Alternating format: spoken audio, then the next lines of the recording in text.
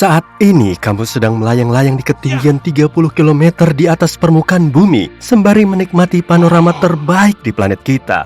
Wah, ada bintang jatuh tapi langsung hilang. Titik terang yang bergerak super cepat itu adalah stasiun luar angkasa internasional. Lalu, si pelayan membawakanmu minuman. Hah? Kok ada pelayan sih? Nah, sebetulnya kamu sedang ada di pesawat ruang angkasa wisata. Sebentar lagi kita akan bisa berpelesiran ke ruang angkasa dengan balon raksasa. Ini adalah Neptune, kapsul bulat dengan jendela besar plus pemandangan 360 derajat. Wahana ini bisa mengangkut 9 orang di kursi nyaman mereka, termasuk 8 penumpang dan 1 pilot. Kapsul ini juga punya toilet di bawah dek, dan menurut keterangan si produsen, toilet ini punya pemandangan paling spektakuler di alam semesta. Ada juga kompartemen bagasi untuk naruh sejumlah alat dan perlengkapan ilmiah di atap kapsul. Nggak lupa juga ada koneksi wifi agar kamu bisa streaming langsung. Oh iya, satu lagi, ada bar minumannya juga. Perusahaan perintis Neptune, Space Perspective, berencana mematok harga tiket penumpang balon ini mulai dari 2 miliar rupiah. Tapi gimana dengan mesin roketnya? Memangnya nggak pakai mesin roket ya? Nah, wahana ini akan bisa diterbangkan dengan balon raksasa seukuran lapangan sepak bola. Kita pindah ke landasan peluncuran aja yuk. Setelah penumpang memasuki kapsul, para teknisi mengisi balon dengan hidrogen karena gas ini lebih ringan dari udara. Balon pun mulai lepas landas, dan setelah daya angkatnya mencukupi, kapsul berpenumpang ini akan meluncur dari landasan peluncuran dan memulai perjalanannya. Kapsul dan balon mengangkasa dengan kecepatan 19 km per jam atau 2 kali lebih lambat dari kecepatan kita saat berlari dan 2000 kali lebih lambat dari kecepatan roket konvensional. Di dalam kapsul, kamu nggak akan mengalami kelebihan beban atau ngerasain getaran dan suara berisik seperti di roket konvensional. Saat ini, kamu sudah sampai di ketinggian 13.716 meter atau hampir setengah jalan. Pesawat komersil juga mengudara di ketinggian ini, dan di titik ini, fenomena cuaca sudah nggak ada lagi.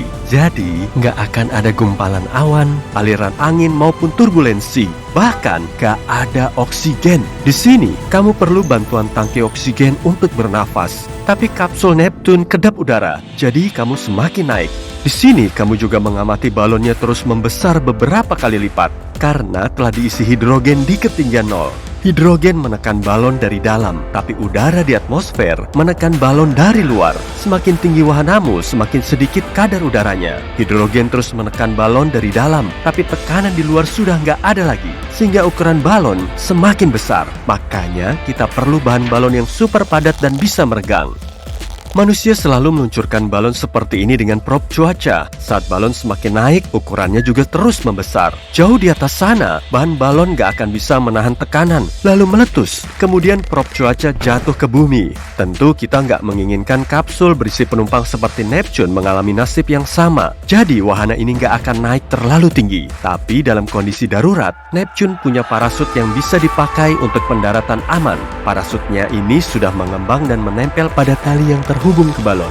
Kalau terjadi hal-hal yang nggak terduga, parasut akan terbuka dan kapsul mulai turun secara perlahan. Semua prosedur ini berlangsung selama 2 jam, sampai kamu mencapai ketinggian 30.000 meter. Sepanjang sejarah manusia, cuma sekitar 20 orang yang telah terbang menuju stratosfer dengan balon. Kapsulnya telah menggantung di udara tuh. Kamu dan penumpang lain punya waktu selama 2 jam untuk mengagumi keindahan bumi, berselfie ria, dan nyantui di ruang angkasa. Kamu juga bisa melihat garis biru di atas permukaan bumi. Nah, itu yang kita kenal sebagai atmosfer. Kalau mendongak ke atas, kamu akan melihat taburan bintang paling memukau. Pemandangan di ketinggian ini terlihat sangat jelas karena nggak terhalang oleh awan atau polusi cahaya dari kota besar. Dengan begini, kamu bisa menatap bintang dengan segala kemolekannya. Karena alasan yang sama, para ilmuwan juga mengirim teleskop di ketinggian ini. Waktu 2 jammu telah berlalu dan kamu harus turun. Prosedur ini juga berjalan lambat dan mulus. Balon segera diturunkan dan tekanan atmosfer mulai menekannya lagi hingga menyusut. Kapsul yang bagian bawahnya dilengkapi splashdown cone ini akan mendarat di air. Perangkat ini bisa meredam benturan dengan air supaya proses pendaratannya berjalan dengan mulus dan lancar. 2 jam lagi telah berlalu dan Neptune mulai menyentuh air. Sebuah kapal mendekati kapsul ini untuk mindahin penumpang kemudian mengangkut mereka ke pantai. Kapal ini juga mengangkut kapsul untuk diluncurkan kembali ke stratosfer. Tapi balonnya nggak bisa dipakai lagi untuk perjalanan baru. Begitu penumpang mendarat di bumi, perjalanan mereka telah usai. Orang pertama yang terbang ke stratosfer dengan balon adalah Auguste Piccard asal Swiss. Dia merancang gondola bulat kedap udara yang bisa membawa 2 orang. Gondola ini menempel pada balon seukuran lapangan basket. Dan seperti Neptune, balon buatannya diisi dengan hidrogen. Pada bulan Mei 1931, Auguste Piccard dan Paul Kipfer memulai penerbangan mereka. Sesampainya di ketinggian, mereka mengalami sejumlah masalah. Kapsul mereka ternyata nggak cukup kedap udara, sehingga udaranya bisa keluar. Tapi untungnya, mereka bisa mengatasi masalah ini. Dan saat balon mereka terus meninggi, suhu di luar juga makin dingin. Tapi suhu di dalam gondola mencapai 38 derajat Celcius karena kru nggak bisa mengontrol katup pelepasan udara. Akibatnya, suhu di situ bisa sengebul gurun pasir. Gondola Auguste mencapai ketinggian 15.781 meter, cuma sekitar 5.000 meter di atas ketinggian jelajah pesawat komersil. 17,5 jam setelah diluncurkan, balon Auguste mendarat lagi di atas tanah. Selama penerbangan ini, ilmuwan mengumpulkan banyak data tentang cahaya kosmik dan angin di lapisan atmosfer. Auguste juga menjadi orang pertama yang mengirimkan sinyal radio menuju bumi dari ketinggian ini. Kemudian, Auguste Piccard mengadopsi ide gondola kedap udara untuk menyelam jauh di kedalaman laut. Dia membuat Bathyscaphe yang bisa menyelam menuju Palung Mariana atau titik terdalam di planet kita. Meski jauh lebih canggih, Neptune masih belum bisa dipakai untuk terbang ke luar angkasa. Jadi Auguste Piccard telah terbang sampai di ketinggian ini, dan ini ketinggian maksimum Neptune. Tapi luar angkasa jauh lebih tinggi. Area ini bernama Garis Kármán, kurang lebih 100 km di atas permukaan laut. Kita bisa menganggapnya sebagai batas planet kita. Jadi para turis antariksa di kapsul Neptunus nggak akan bisa ngerasain sensasi melayang-layang. Tapi kalau kamu pengen jadi turis antariksa yang bisa melayang-layang pada gravitasi nol, masih ada pilihan lain kok. Ini adalah pesawat ruang angkasa suborbital yang bisa digunakan lagi. Perjalanan dimulai di landasan pacu biasa, seperti pesawat komersil. Di sini kamu bisa ngelihat pesawat White Knight II yang unik. Pesawat ini sepanjang lapangan tenis dan punya 2 badan. Makanya, rentang sayapnya bisa seukuran lapangan sepak bola. Spaceship Two kita terpasang di sela-sela badan pesawat. Jadi, White Knight II lepas landas seperti pesawat biasa dan mencapai ketinggian sekitar 20 km. Kemudian Spaceship Two melakukan undocking dan memulai penerbangannya sendiri.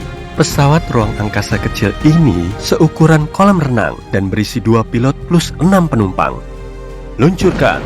Setelah mesin roketnya menyala, pesawat ruang angkasa mulai mencapai ketinggian sekitar 85.600 meter atau hampir 3 kali lebih tinggi dari balon Neptune. Para penumpang bisa ngerasain nol gravitasi selama beberapa saat. Kemudian, Spaceship Two mulai mendarat dan pilot telah mematikan mesin. Jadi, pesawat itu cuma meluncur di udara, lalu melepaskan roda pendaratan sampai mendarat di landasan pacu seperti pesawat biasa. Pendiri perusahaan sekaligus pemilik Spaceship Two berencana untuk memperbanyak penerbangan wisata serupa, dan harga tiket perjalanannya mulai dari 6 miliar rupiah, 3 kali lebih mahal dari penerbangan Neptune. Kalau menurutmu terlalu mahal, masih ada pilihan lain kok. Kamu bisa terbang dengan pesawat ruang angkasa New Shepard. Pesawat ini punya modul propulsi dan kapsul kru. Peluncurannya sama seperti roket konvensional, lepas landas vertikal, akselerasi cepat, dan beban berat. Modul propulsi membantu kapsul mencapai kecepatan hingga 3.590 km per jam. Pada kecepatan segitu, kamu bisa melintasi Amerika Serikat cuma dalam waktu 1 jam. Roket pendorong naik ke ketinggian 105 km. Di sini, kapsul kru melakukan undocking dan mencapai ketinggian 107 km. 4 penumpang di wahana ini bisa melayang-layang selama beberapa saat. Sementara itu, wahana peluncurannya terus turun dan mendarat dengan mulus. Beberapa menit kemudian, kapsul kru mulai turun dan membuka 3 parasut untuk pengereman.